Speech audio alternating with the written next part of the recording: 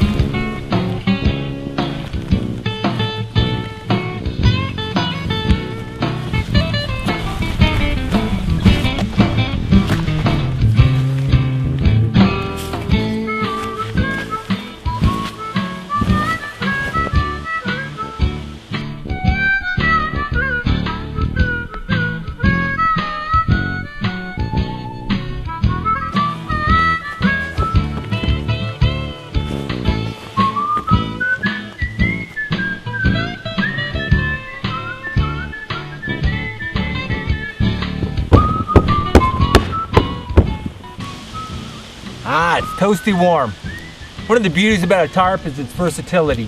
Not only can you rig it into a tarp tent, but you can also rig it into a diamond, an A-frame, or a lean-to.